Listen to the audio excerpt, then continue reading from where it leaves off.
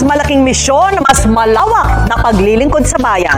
Mula po rito sa GMA Integrated News, ako po si Vicky Morales at ito ang Balita Ko. Isa pang religious group ang pinaimbestigahan sa Senado dahil sa umunoy pang-aabuso sa mga menor de edad na babae.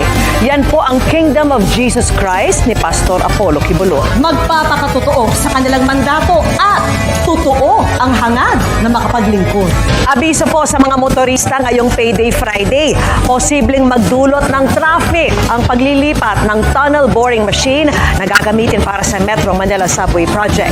Ang sitwasyon sa ilang bahagi ng EDSA, ang makapal na usok at abo na ibinuga ng bulkan kanina nagdulot na ng nakasusulasok na ashfall sa maraming probinsya. At nakatutok si June, ibinida online ni Senador Robin Padilla ang kanyang bad boy vault na naglalaman ng mga koleksyon niyang baril. Magkaiba ang paliwanag ng isang legal expert at ng PNP sa kung pwede ba yan sa isang convicted.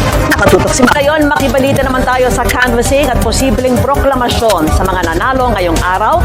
Naroon si Zed Kilantang ng GMA Regional TV1 Western Rights Node. Basically, this election has rewritten the way elections are won in this country. Hindi na kailangan maglatag ng plataforma sa mga debate, hindi kailangan mag-grant ng mga interview. Kailangan mo lang ng siguro tanyag na apelyido, no, solid yung machinery mo, yung social media, and maybe long history in politics. Sa ika-17 araw ng palitan ng pag-atake ng Israel at Hamas, kulang pa rin ang supply ng pagkain sa Gaza.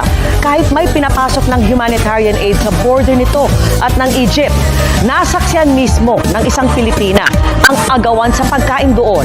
Yung pinakatumatak sa akin, yung mga panahong pumutok yung pandemya dahil ibang tibay ng loob ang ni-require ng mga panahong yon. Tuwing lalabas ka ng bahay, isasantabi mo na lang yung sarili mong kaba, yung sarili mong takot dahil alam mo na may trabaho kang kailangang gampanan. Doon ko napatunayan sa sarili ko yung tindi ng commitment ko sa trabaho.